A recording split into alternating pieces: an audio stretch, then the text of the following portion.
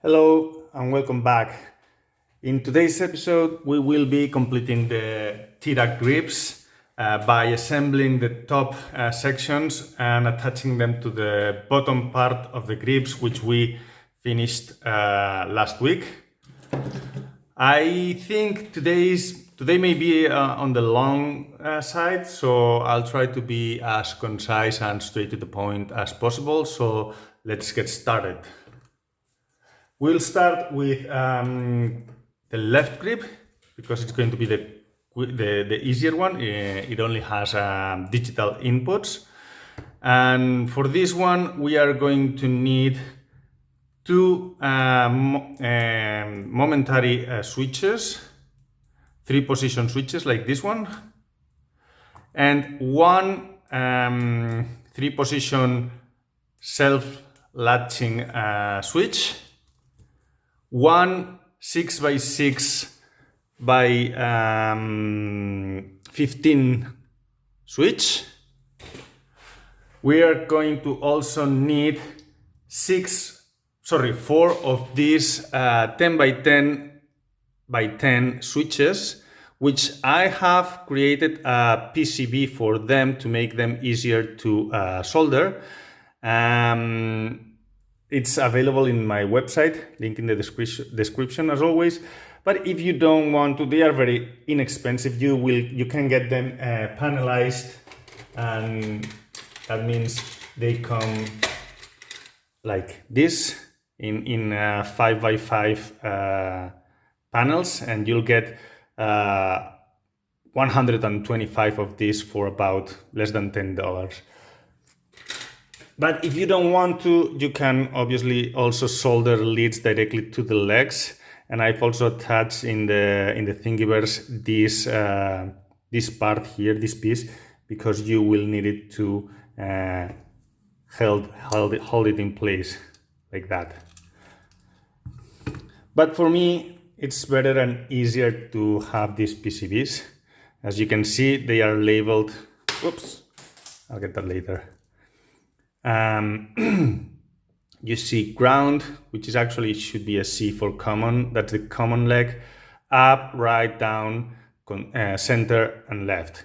This means that if I press up, like so, these two pins are connected together, and so on and so forth. So we're gonna start by placing all the switches in their places, and after that we will solder. So let me just put the switches in place and come back to you in a second. Okay, so here's the result. As you can see, I've placed all the buttons except for this center one because it's a little bit recessed, and it's gonna be easier to solder it first, and once all the wires are attached, then I will place it in place. But the rest of them are already in place. Just for reference, these two outside rocker switchers are the ones that are momentary, return to center switches, and this one in the middle is the one that it's latching.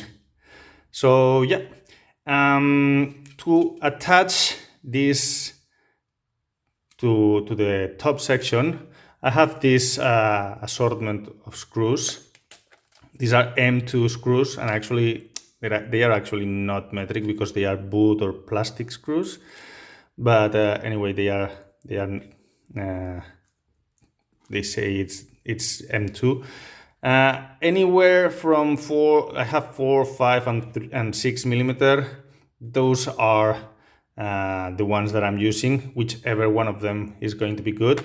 Longer than that is probably too long. Like if you use the 8 or the 10, 8 you may get away, but I wouldn't. Maybe 8 is good, but I wouldn't go much farther than 6, just in case.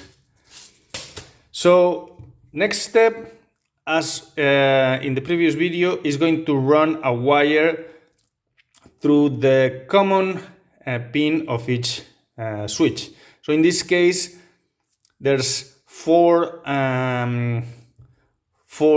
four-way switches, or five-way switches if you include the center point. Three position switches, which all of them have commons. So in the case of the three positions, it's always the common is always the middle pin. In the case of the 10 by 10 by 10 switch, it's going to be the one that it's labeled ground. Or if you are not using the PCB, if you notice, the legs are shorter, and the center legs are shorter to the top.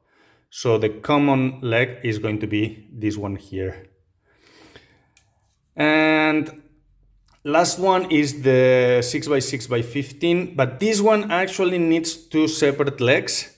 So I'm gonna run the common wire only on these top switches. So let me do that and you'll see what I mean in a second. So as you can see, I've attached all the common pins of each switch to a single wire. This is still loose, so I can solder the individual wires easier. See, and give myself a little bit of a tail at the end. And as I mentioned, the 6x6 one needs an individual lead, a little bit of a longer one, not that much. That's probably about 3 inches or so. So next task is the most time-consuming and tedious one, which is solder individual wires to each one of the rest of the pins, about this long, maybe a couple of inches. Just give yourself a little bit of slack. It doesn't need to be exact. So one thing I need to mention is that we are not going to be using the center push option of these three switches, the ones in the outside, but we are going to use the center one, the center function for this one. This is the cursor, so you have the cursor and enter option in this one. But the rest of them, you only need to solder wires to the up, right, left, and down paths. Ignore the center one. So let me do that off camera and I'll be back when I'm done.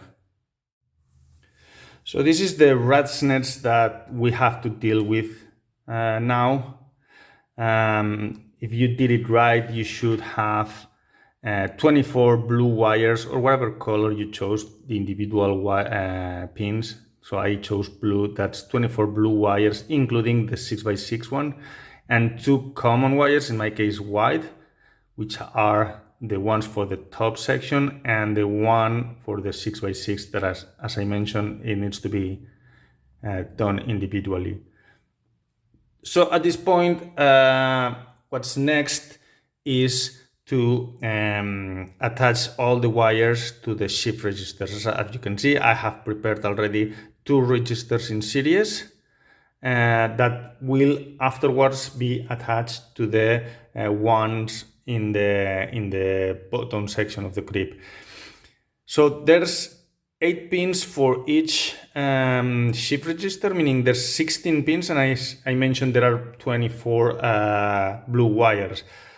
That means that once we are done soldering these 2 shift registers, we are still going to have 6 more wires to solder. Those go in the bottom section.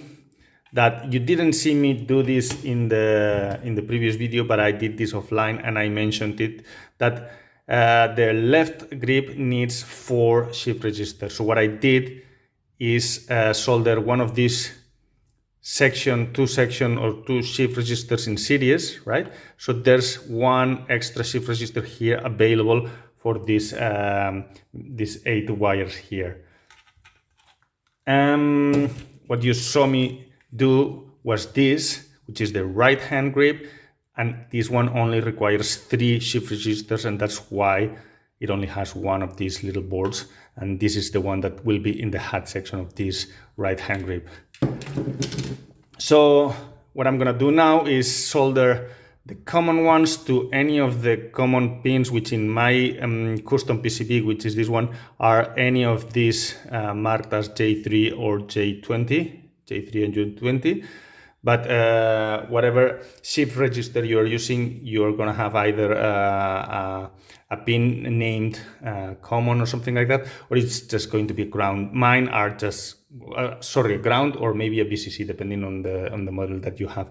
But the common one in my case are grounds. So all these J3, J20s are grounds. So that's gonna be where the white wires are going to be soldered. And then the 4 in the middle and the 4 in this side are the ones for the blue wires. So I'm gonna do that and I'll show you once I'm done. So here's what it looks like. It doesn't matter which ones do you solder and which ones do you leave. As you see, there are 8, you can see there are 8 wires still not attached because there are no available pins in these 2 shift registers. But the one thing you want to do is leave the 2 of the 6x6 button for the very last moment. One thing I didn't mention is that if you are using port expanders, the MCP 23017, you should have at this point one here and one here. The one in here will be completely used because it has 16 pins, same as 2 shift registers, and you should have another one here with 8 of the pins used, the 8 in the bottom section. Port expanders, you just need to connect all the same pins together, the 4 pins together, so ground to ground, BCC to BCC, between the 2 of them, I mean. SDA with SDA and SCL with SCL. There is not a sequence for port expanders the way there is for shift registers. So shift registers are actually in series and there is a sequence. If you see here, they are going from in to out, well, actually the other way around, from out, so this is serial and everything, essentially serial data. So serial data out, serial data in, serial data out, serial data in. So they daisy chain, they go in series. So that is what we have to do now. You don't have to do that for port expanders. You just connect all the same pins together, all the SDA pins together, all the SCL pins together. And the thing that makes them apart is that you have given them a different address for each one. So next step is going to attach these. Well, actually the 7 wires, so we have 8, but these ones we are going to leave for the last minute. So the 7 left wires we are going to attach to this shift register available here. And something else that we are going to attach is the out from one of these, it doesn't matter which one of them, to the in of the other one. So let's say I use, this is, let me check. This is the in, sorry, this side is the out. So out of here, and focus, yeah, in here. So we will attach them like this. But I won't do this because otherwise it won't fit. That's why I did groups of 2, because then I can fold them together like that, and then it will fit inside here. I'll just, solder wires to here. But remember, from the out to the in, or vice versa. And it doesn't matter. If you want, you can do this one, this out, and then this in. It really doesn't matter. You'll end up with a series of 4 shift registers, and there will be one in available, which we are not going to be using, obviously, because there's nothing else to attach to this series of 4 shift registers, but we will be using the out, whatever out is available, whether it's this out here or this out here. I think this is the one. But whichever out is available is the one that it's going to go with longer lines into the enclosure. So let me just do that. Let me attach these 7 wires to this available shift register, and also attach these 2 together, probably just like that. And I'll be back to explain. Well, actually, no. Let me explain you why we are leaving this one for the end, and I will do that off camera as well. So as you can see, all the bottom wires are coming through this kind of bridge here. When we put this together, as you can see, the 6x6 switches falls into this hole here, this cavity. So we need to fit the wires here before soldering them. So one thing I will do, and I can do that right now, is just, well, actually I won't do it because I cannot properly move, but I need to fit these wires down here, and then we can solder them in here. So I'm gonna do that and I'll show you in a bit. Okay, it's going to be a little bit hard to see, but I'm gonna try my best. So this is how it looks like. As you can see, the 7x7 button goes underneath this little bridge here and connects to the shift registers. The two shift registers are connected from out to in, and I have already gone ahead and soldered some longer wires to the out of the last shift register, which is this one. As you can see, the other one is an in, right? So as I mentioned, you'll end up with one in and one out. Now it's a matter of feeding these wires through the hole here. Give yourself some slack to have some room when we are using this into the enclosure, and then just bend them however you can, making sure if you put them like this, they are not gonna, there's nothing at the bottom, so down here, so there's nothing going to be breaching, but just try to fit everything into the enclosure. There's plenty of room in here to do that. Make sure not to pinch any wires, and then the 6x6 button wires, make sure to feed them all the way through there, and then everything in. It doesn't matter that it's a mess inside because nobody's going to see it. Just make sure not to pinch anything. And there you have it. Now it's just a matter of setting up. Pro tip. So you see all the screw holes here. There's like a whole bunch of them. 1, 2, 3, 4, 5, 6, 7, 8, 9. 9 screw holes. Don't screw all of them right now. I'm gonna screw just a couple of them, like one on the bottom, one on the top, which by the way, these are M3 by, there are a couple of, for the longer ones, a couple of long ones, M3 by 20 or 25, I believe. And then the shorter ones, M3 by 16. I'm just gonna screw a couple of them because you don't wanna screw all of them to then test it and realize that there's something wrong. There's a wire loose, you need to open it again and fix something inside. So yeah, just do a couple of screws at the moment, and if you have to fix anything, you don't have to remove all the screws. Don't ask me how I know, by the way.